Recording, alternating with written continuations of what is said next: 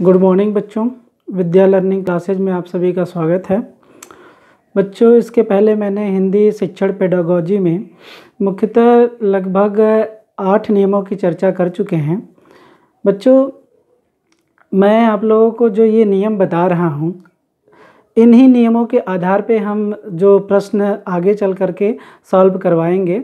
तो ये जो महत्वपूर्ण 30 नियम मैंने निर्माण किए हैं, पहले प्रोसेस वाइज मैं इसकी चर्चा कर लूँगा, फिर इसी के आधार पे मैं प्रश्नों को लेकर के सॉल्व करवाऊँगा और विस्तार पूर्वक इसकी व्याख्या भी करूँगा, ताकि आप लोगों को समझ में आ जाए कि जो ये नियम है इसका प्रयोग कहाँ पर और कैसे किया जाता है, कैसे हम प्रश्नों को हल करेंगे। ठीक है। तो अब थोड़ा सा ये भी आज आप लोगों को मैं ये बता दूं कि प्रश्न किस प्रकार से बनते हैं आपके, और किस प्रकार से कहीं ना कहीं हमको प्रश्नों को हल करना पड़ता है। ठीक, तो आप लोग बच्चों देखे होंगे कि जो आपके प्रश्न बनते हैं वो लगभग 3 प्रकार से बनते हैं। एक तो प्रश्न ऐसे होते हैं जो सीधे सीधे तौर पे आपसे प्रश्न पूछ लिए जाते हैं और सीधा सीधा उसका आंसर आप दे देते हैं कहीं ना कहीं। और दूसरे प्रकार के जो प्रश्न बनते हैं उसमें 3 कैटेगरीज में कह लीजिए कि उसको डिवाइड कर दिया जाता है। पहला जो प्रश्न पूछा जाता है, एक शिक्षक के रूप में कहीं ना कहीं प्रश्नों का निर्माण किया जाता है, और एक छात्रों के रूप में प्रश्नों का निर्माण किया जाता है, और तीसरा जो होता है शिक्षक और छात्र के रूप में प्रश्नों का निर्माण किया जाता है। तो पहले प्रकार का जो आप देखे होंगे कि प्रश्न जो बनता है, तो आप शिक्षक के रूप में कहीं ना कहीं उस प्रश्नों को किस प्रकार से या किस ढंग से सोचते हैं, उसको हल करते हैं। शिक्षक के रूप में उस ऑप्शन को आप कैसे लेते हैं और किस प्रकार से हल करके उसका समाधान करते हैं, तो कहीं ना कहीं शिक्षक के लिए प्रश्न का निर्माण बनता है। दूसरा जो बनता है, शिक्षक और छात्र दोनों लोग सम्मिलित होकर के उस प्रश्नों के बारे में कहीं ना कहीं किस प्रकार से उस समस्या जो बच्चे के सामने आई है उसका समाधान किस प्रकार से करते हैं। और तीसरा जो बनता है, केवल और केवल बच्चों के लिए वो प्रश्नों का निर्माण किया जाता है। तो एक बच्चा होने के नाते या एक छात्र होने के नाते जब कहीं ना कहीं आपके सम्मुख को समस्याएं आती हैं, तो आप छात्र के रूप में उस प्रश्न के प्रति किस प्रकार से समस्या का समाधान करेंगे। तो इस प्रकार से कहीं ना कहीं इस तीसरे प्रकार में भी या 3 प्रकार के कहीं ना कहीं प्रश्नों की वैरायटीज आपको मिलती हैं देखने को। और आप देखते होंगे कि जब आपका कहीं ना कहीं जब पेडागोजी के प्रश्नों का निर्माण होता है, तो वहाँ पर ऊपर लाइंस में लिखी रहती हैं कि आप देखिए तो वहाँ पे लिखा रहता है कि निम्नलिखित में सबसे महत्वपूर्ण विकल्प का चुनाव कीजिए, या सबसे महत्वपूर्ण कह लीजिए कि तरीके का या ढंग का चुनाव कीजिए। इस प्रकार से कहीं ना कहीं आपको ऊपर हेडलाइंस देखने को मिलता है। उसके बाद पेडागोजी के 15 प्रश्नों का निर्माण किया रहता है। तो आप जब कहीं ना कहीं उन प्रश्नों को पढ़ते हैं, तो आप देखे होंगे कि उस 4 ऑप्शन में कहीं ना कहीं वो 4 जो ऑप्शन होते हैं आपके, वो ऑप्शन में सबसे कम समय में जो, या कह लीजिए कि वो जो 4 आपके ऑप्शन होते हैं, वो कोई भी ऑप्शन उसमें से गलत ऑप्शन नहीं होता है। चारों के चारों जो ऑप्शन होते हैं वो सही होते हैं, बशर्ते ये होता है कि कोई सबसे कम सही होता है, कोई थोड़ा अधिक सही होता है, कोई सबसे अधिक होता है। वो जो सबसे अधिक सही होता है उसी को हमको छांट करके उस पर टिक लगाना होता है, क्योंकि जो कहीं ना कहीं क्रिया कराता है टीचर, वो बच्चे पे कम समय में सबसे अधिक जो कहीं ना कहीं उसको प्रभावित करता है और जो सबसे ज़्यादा सीख लेता है, उसी एक्टिविटीज़ को हमको क्या करना होता है, छांट करके अपने आंसर में रखना रहता है। क्योंकि उसी जो हम एक्टिविटीज़ कराते हैं या छात्र उस एक्टिविटीज़ को करके सबसे कम समय में अधिक सीख करके उस भाषा का कहीं ना कहीं अधिगम कर लेता है या भाषा का विकास कर लेता है। तो इसी एक्टिविटीज़ को हम छांट करके सही ऑप्शन के रूप में लेते हैं। लेकिन बच्चों, आप लोग देखे होंगे कि इसमें भी कहीं ना कहीं वैरायटीज होती है और 2 प्रकार से प्रश्नों का निर्माण किया जाता है। इसमें आप लोग देखे होंगे तो कहीं ना कहीं एक होता है कि एक शिक्षक के रूप में आप कौन सी क्रिया कराएंगे जो बच्चों के लिए महत्वपूर्ण होगा ना।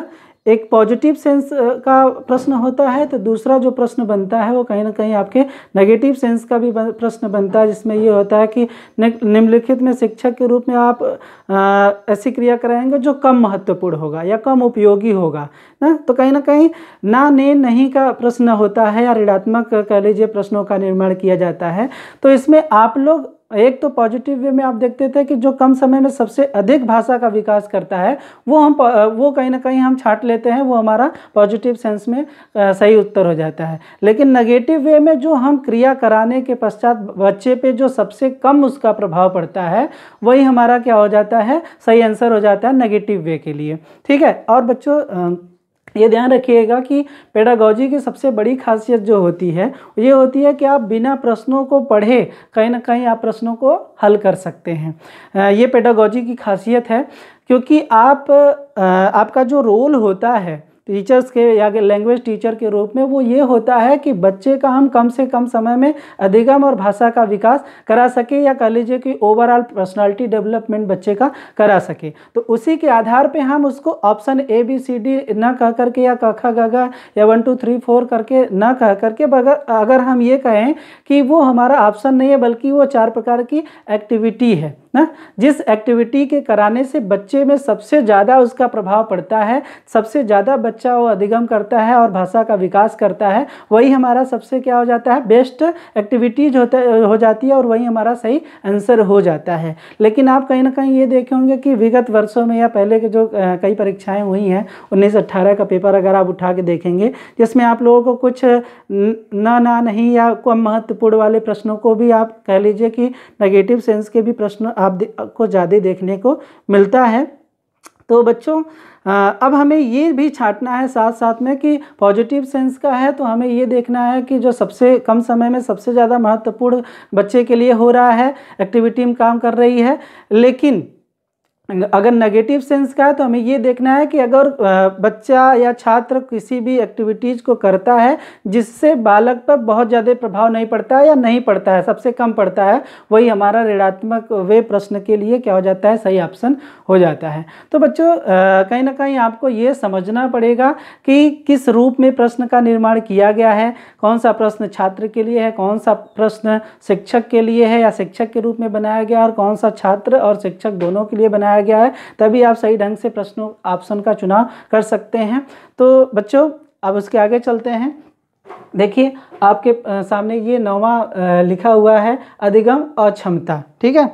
तो अधिगम अक्षमता को हम लर्निंग डिसेबिलिटी बोलते हैं, जिसका कहीं ना कहीं हम अन्य नामों से भी पुकारते हैं। इसको हम अधिगम अयोग्यता बोलते हैं, अधिगम निःशक्तता बोलते हैं, अधिगम नियोग्यता बोलते हैं। अब आप लोगों के दिमाग में ये आ रहा होगा कि एक ही शब्द को हम कहीं ना कहीं 3 नामों से और क्यों लिख रहे हैं या क्यों कहीं ना कहीं लिखने की क्या आवश्यकता है, क्योंकि आप देखे होंगे कि अगर दूसरे अगर कहीं अगर लैंग्वेज होता है या दूसरे लैंग्वेज ना होकर के अगर ये दूसरे जगह प्रयोग किया जाता है तो इसको ये अधिगम अक्षमता को कहीं ना कहीं हम अंग्रेजी में भी देता या फिर कहीं ना कहीं स्पष्ट करता, लेकिन ये मनोविज्ञान का कहीं ना कहीं शब्द है। तो मनोविज्ञान का शब्द अपने आप में कहीं ना कहीं डिक्शनरी में आप देखेंगे तो उसका शब्द मनोविज्ञान की भाषा में ही लिखा रहता है और उसका कहीं ना कहीं सब जो स्वरूप होता है इस रूप में भी कहीं ना कहीं परिवर्तित करके देता है। अगर इस अधिगम अक्षमता को अगर अधिगम अयोग्यता के रूप में लिख देता है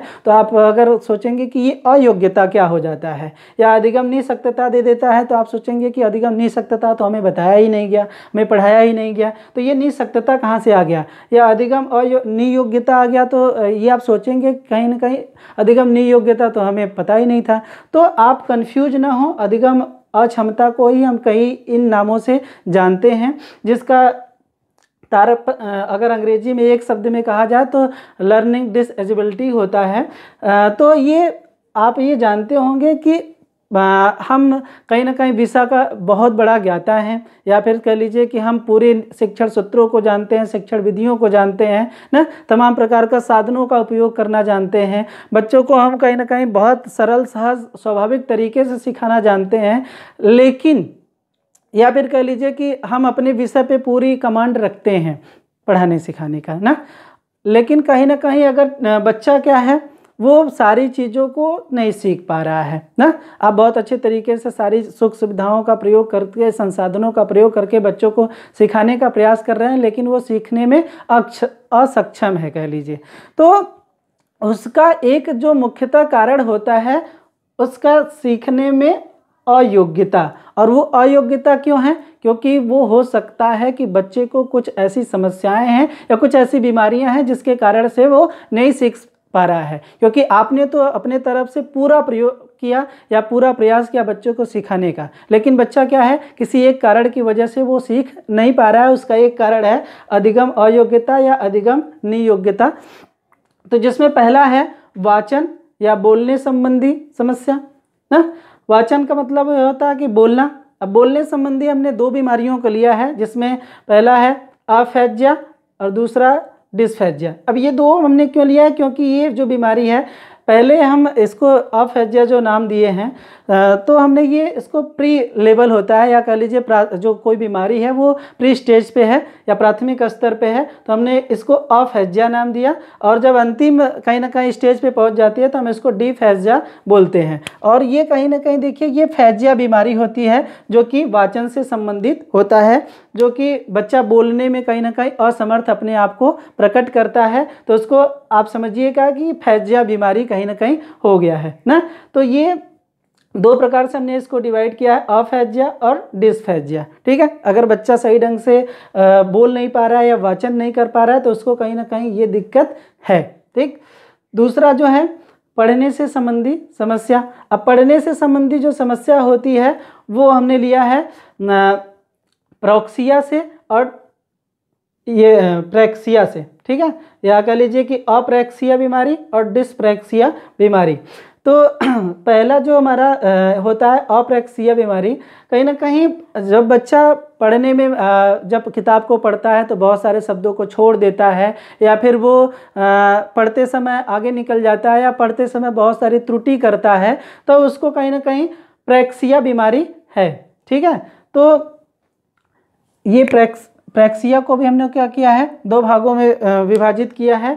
और इसी प्रेक्सिया को हमने इसी बीमारी को, पढ़ने संबंधी बीमारी को ही लैक्सिया के रूप में भी कहा जाता है। तो ये लैक्सिया बीमारी भी पढ़ने से संबंधित है, इसको भी हमने दो भागों में डिवाइड किया है, अलेक्सिया और डिसलेक्सिया। ठीक है, तो अप्रेक्सिया डिस्प्रेक्सिया ये पढ़ने से संबंधित बीमारी है, और अलेक्सिया डिसलेक्सिया कहीं ना कहीं ये दो बीमारियां जो हैं वो पढ़ने से संबंधित बीमारियां हैं।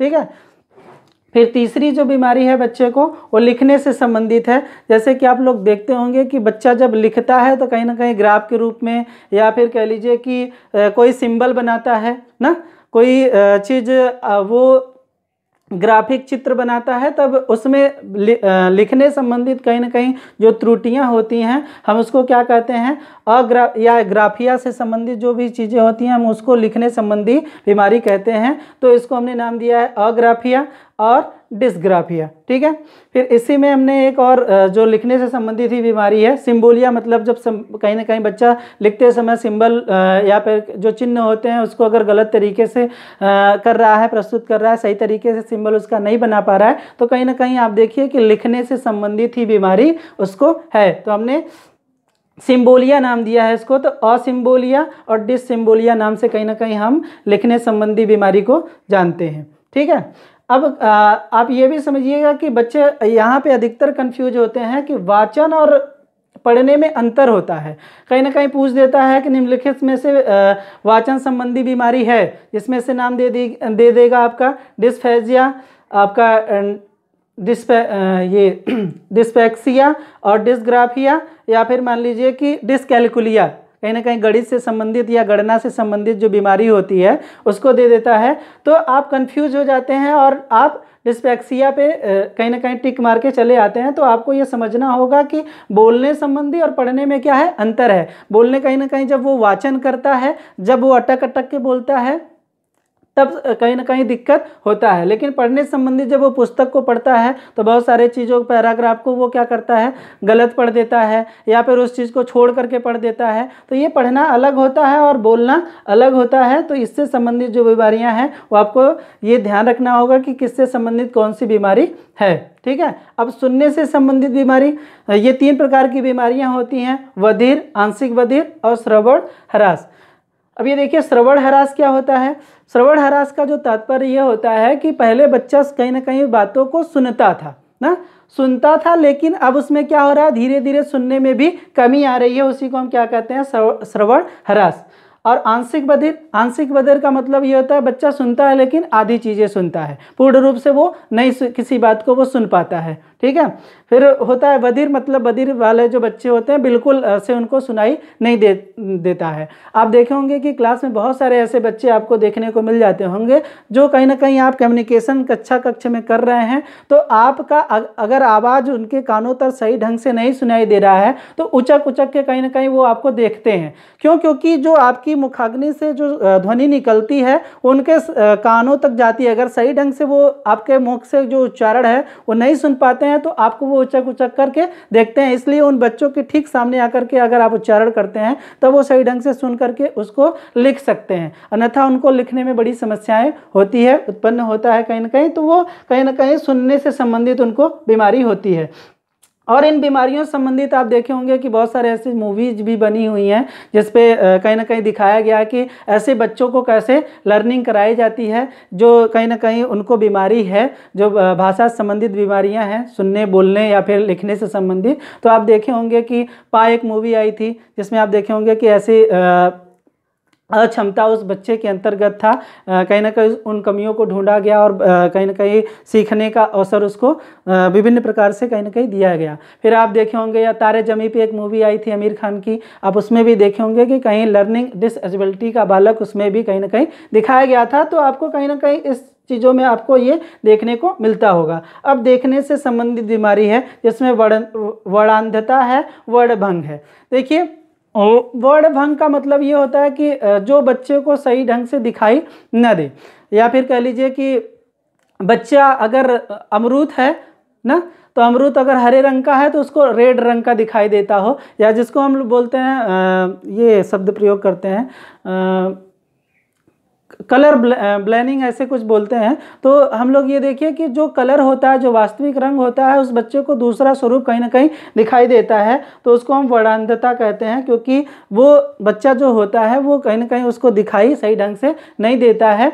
आप ऐसे बच्चों को कहीं ना कहीं जब आप टीचिंग करते हैं तो आप कितना सुंदर सुंदर ब्लैक बोर्ड पे लिख दीजिए, बच्चे को सही ढंग से दिखाई नहीं दे रहा है कि उसको निकट दृष्टि दोष है या दूर दृष्टि दोष है, जिसके कारण से उसको साफ नहीं दिखाई दे रहा है। तो आप जब भी ब्लैक बोर्डिंग करते समय टीचिंग कर रहे हैं तो ब्लैक बोर्डिंग करते समय कहीं ना कहीं आप उचित स्वर में उसको बोलते हुए लिखते चलिए ताकि बच्चे को सही ढंग से सुनाई दे, वो लिख सके। अन्यथा होता क्या है कि बच्चा जब उसको सही ढंग से दिखाई नहीं देता है तो वो दूसरे के कॉपी में देखने लगता है, ताक झाँक करने लगता है। उसका कहीं ना कहीं 2-3 कारण होते हैं कि पहले तो बच्चा जो होता है मानसिक रूप से उस चीज़ को कनेक्ट नहीं कर पाता है, जो आप बोल रहे हैं, जो आप लिख रहे हैं, उस चीज़ को सही ढंग से कनेक्ट नहीं कर पाता है। इसकी वजह से अगल बगल ताक झाँक कहीं ना कहीं वो करता है। दूसरी चीज़ ये होती है कि उसको स्पष्ट रूप से दिखाई नहीं देता है, जिसके कारण से वो उस चीज़ों को सही ढंग से लिख नहीं पाता है। तीसरी चीज़ ये भी होती है कि जब उसको सही ढंग से सुनाई नहीं देता है, उसको स्वर सही ढंग से नहीं सुनाई देता है,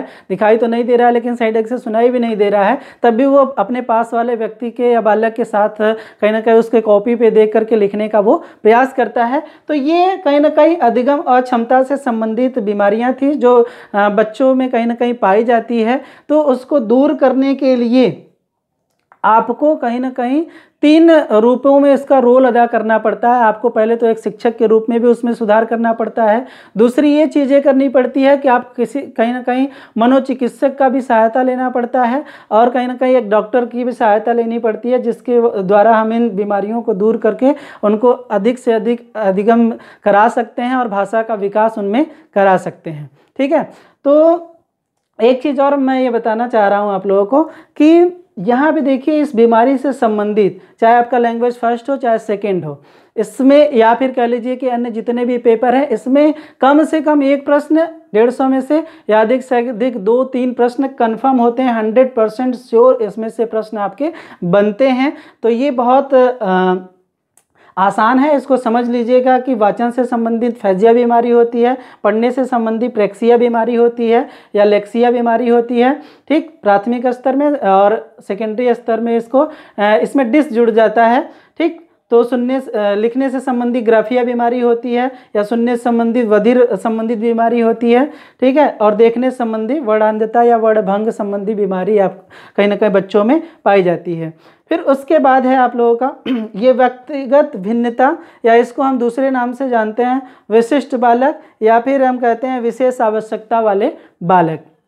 देखिए व्यक्तिगत विभिन्नता मतलब जो आप कक्षा में कहीं ना कहीं आप जब टीचिंग करते हैं तो आपको तमाम प्रकार के बालक आपको देखने को मिलते होंगे, जो कि जिसमें कि आप सामान्य बालक से हट करके जितने भी बालक होते हैं, या सामान्य बालक को छोड़ करके जितने भी बालक पाए जाते हैं हम उसको विशिष्ट बालक कहते हैं। विशिष्ट बालक के कैटेगरीज में आप देखे होंगे कि बहुत सारे बालक आते हैं, जिसमें मैंने नीचे कैटेगराइज भी किया है इनको। तो आप देखे होंगे कि उसमें प्रतिभाशाली बालक भी आते हैं, सृजनात्मक बालक भी आते हैं, रचनात्मक बालक भी आते हैं, पिछड़े बालक भी आते हैं, मानसिक रूप से शारीरिक रूप से विकलांग बालक भी आते हैं, आपराधिक इसमें बालक आते हैं, सांवेगिक अस्थिरता के रूप में भी बालक देखे जाते हैं ना, या फिर कह लीजिए कि जो आप ये देख रहे होंगे कि वंचित बालक पाए जाते हैं ना, मंद बुद्धि के बालक पाए जाते हैं, अधिगम असमर्थता के बालक पाए जाते हैं, जो विशिष्ट बालक के कैटेगरीज में आते हैं। अब हम उन बच्चों को किस प्रकार से सिखाया जाए, किस प्रकार से बताया जाए कक्ष में, जिससे उनका कहीं ना कहीं अधिगम क्षमता या भाषा का विकास अधिक से अधिक हो सके और अधिक से अधिक सीख सके, ठीक है। तो जो पहला बालक है इसमें इसका तो मैं जब आप लोगों को साइकोलॉजी का पेडागोजी का क्लास लूँगा तो ये बता दूंगा, लेकिन फिर भी इसको हल्के में समझ लीजिए कि आखिर ये विशिष्ट बालक में प्रतिभाशाली बालक क्या होता है, ठीक है। प्रतिभाशाली बालक वो बालक होते हैं जो जिनकी लर्निंग क्षमता बहुत अधिक होती है, किसी बात को एक बार बताने पे ही बहुत जल्दी वो कैच कर लेते हैं, समझ लेते हैं, जिनकी IQ के आधार पर अगर हम इनको कैटेगराइज करें तो देखेंगे कि इनकी बुद्धि लब्धि जो होती है 140 के ऊपर होती है, या बहुत सारे मनोवैज्ञानिक मानते हैं कि 130 से अधिक होती है। इनको हम गॉड गिफ्टेड बालक के रूप में भी जानते हैं। तो ऐसे बालक जिनमें कहीं ना कहीं सीखने की जिज्ञासा अधिक हो, तत्परता अधिक हो, जो कहीं ना कहीं अपने आयु और क्षमता के अनुसार अधिक तीव्र गति से सीखते हैं, उनको हम क्या कहते हैं, प्रतिभाशाली बालक कहते हैं। सृजनात्मक बालक, सृजनशील बालक जिसको हम कहते हैं, तो सृजनशील बालक वो बालक होते हैं जो किसी भी चीज़ को नई रचना करते हैं या नई चीज़ों का निर्माण करते हैं। अगर इस चीज़ को मैं एक उदाहरण के माध्यम से आपको समझाऊं तो मान लीजिए कि बच्चों का कुछ समूह है जो क्रिकेट खेलने जा रहे थे और मैदान में पहुंचे तो वहां पर देखे कि जो बच्चा बैट बॉल या स्टंप लेकर के आने वाला था वो चला गया था अपने मामा के यहाँ ना। तो जब बच्चे आए वहाँ पे खेलने के लिए तो वहाँ पे जो सामग्री थी वो थी ही नहीं। तो कुछ बच्चों ने कहा, मान लीजिए प्रतिभाशाली वाले बच्चे ने कहा कि अब तो बैट बॉल है ही नहीं, हम क्या खेलेंगे, चलते हैं घर। इन सब बच्चों ने कहा कि अरे यार चलो दूसरे बच्चे खेल रहे हैं उनमें खेल लेते हैं। तीसरे बच्चे ने कहा कि नहीं यार रुको, मैं जा रहा हूँ घर से बैट बॉल ला रहा हूँ तो खेलते हैं। अन्य बच्चे और बच्चों ने कहा, जो दूसरे बच्चे हैं ये सब, वो कह रहे हैं कि अरे यार जब से वो जाएगा लाने के लिए तब से तो बहुत ज़्यादा समय हो जाएगा, चलो चलते हैं घर। और बाकी सब बच्चे कहते हैं कि अरे यार आज नहीं खेलेंगे, आज पूरा मूड ऑफ हो गया, समय खराब हो गया, अब नहीं खेल पाएंगे क्योंकि सामग्री तो है ही नहीं। लेकिन ये जो बालक है इसने कहा कि बस 2 मिनट रुको, पास के जो कुछ ईंट पत्थर थे उसको उसने खड़ा करके स्टंप बना लिया, या फिर कह लीजिए कि जो दीवार है उसी पे एक पत्थर से लेकर के कुछ निशान वो खींच दिए और इससे ये स्टंप बना लिया। फिर उसके बाद बगल के पेड़ से ही एक मोटी सी टहनी तोड़ लाया, जिसको उसने कहा कि ये हमारा स्टंप हो गया, जिसकी सहायता से हम क्या करेंगे, खेलेंगे। और बगल में ही कुछ पॉलीथीन के कुछ चीज़ों को, कागज़ को, पॉलीथीन को और कह लीजिए रबड़ को या रस्सी को एकत्रित करके उसने क्या किया, बॉल बना लिया अच्छे तरीके से। अब उसका बैट और बॉल और ये विकेट हो गया, जिसकी सहायता से उसने क्या किया, क्रिकेट खेलना स्टार्ट कर दिया। अब सोचिए कि वो सारे बालकों से क्या हो गया, वो नई चीज़ों की कल्पना कर रहा है, नई चीज़ों का निर्माण कर रहा है, जिससे उसने क्रिकेट तुरंत, जो ये लगा कि बाकी सब बच्चे कह रहे हैं नहीं खेल पाएंगे, चलो दूसरे में खेलते हैं, अन्य बातें जो उन्होंने कहा उससे इसने क्या किया, अलग हट करके कहीं ना कहीं जो निर्माण किया, इसी को हम कहते हैं सृजनात्मक बालक या सृजनशील बालक। क्योंकि इसमें क्या होती है कि कुछ अलग नया करने की कहीं ना कहीं जिज्ञासा होती है, ऐसे बालकों को हम सृजनशील बालक कहते हैं, ठीक है। फिर उसके बाद होता है रचनात्मक बालक। रचनात्मक बालक के अंतर्गत वे बालक आते हैं जो कुछ चीज़ें निर्मित होती हैं, या फिर मैं कहूँ कि अगर कोई चीज़ गाना ही है, सॉन्ग है, उसमें वो क्या किया कि अपनी बातों को तोड़ मड़ोड़ करके नए रूप से क्या किया, प्रस्तुत कर दिया, उसी को हम क्या कहते हैं, रचनात्मक बालक कहते हैं। आप देखेंगे बहुत सारे ऐसे बालक होते हैं जो सॉन्ग सुने रहते हैं और उसी में क्या करते हैं, अपनी नई चीज़ें जोड़ देते हैं, नई चीज़ें सम्मिलित करके नई गाना कहीं ना कहीं निर्माण कर देते हैं, उसी को हम क्या कहते हैं, रचनात्मक बालक कहते हैं। ऐसे फिर उसके बाद है पिछड़े बालक। पिछड़े बालक अगर मैं कहूँ तो सामान्य बुद्धि लब्धि के अगर आधार पर मैं कहूँ तो जो सामान्य बालक से नीचे आईक्यू के होते हैं उनको हम पिछड़े बालक कहते हैं, जिनके कहीं ना कहीं सीखने की तत्परता जो होती है वो इन बालकों से कम पाई जाती है। ठीक है। और शारीरिक व मानसिक रूप से विकलांग बालक, ऐसे बालक जिनको हम दिव्यांग बालक कहते हैं, जो सीखने की जो उनकी तत्परता होती है वो अन्य बालकों से थोड़ी सी कम होती है, क्योंकि शारीरिक रूप से वो क्या होते हैं, दिव्यांग होते हैं, जिनको एक चीज़ को कई बार बताया जाता है तब वो जाकर के सीखते हैं, क्योंकि उनकी शारीरिक और मानसिक जो क्षमताएँ होती हैं वो कम डेवलपमेंट हुई रहती हैं। ठीक है। फिर इसको भी हम विशिष्ट कैटेगरीज में रहते हैं। मंद बुद्धि के बालक, अगर आईक्यू के आधार पे हम कहें तो 90 से कम जो आईक्यू के होते हैं उनको हम कहीं ना कहीं मंद बुद्धि बालक कहते हैं।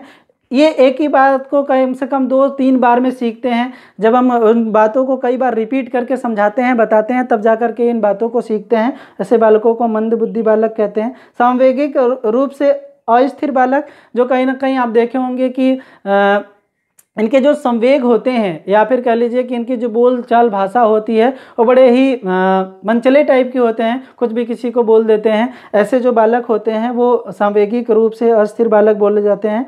बाल अपराधी टाइप के बालक, ऐसे बालक जो कहीं ना कहीं क्रिमिनल जिसको हम अगर कहें एक शब्द में, लेकिन ऐसे बालक होते हैं जो कहीं ना कहीं छोटे तौर पे होते हैं ना, एक कहा जाता है कहावत कि न खेलेंगे न खेलने देंगे, खेल ही बिगाड़ देंगे। तो ऐसी कहीं ना कहीं प्रवृत्ति के जो बालक होते हैं वो अपराधी बालक कहे जाते हैं। वो उनका जिस चीज़ में रुचि रहता है कहीं ना कहीं वो अलग कहीं ना कहीं अन्य बालकों से होते हैं और वो अलग ही एक्टिविटी करते हैं। उनका कहीं ना कहीं जो स्वभाव होता है वो अग्रेसिव होता है, दूसरों को कहीं ना कहीं प्रताड़ित करते हैं। ऐसे बालकों को हम बाल अपराधी बालक कहते हैं।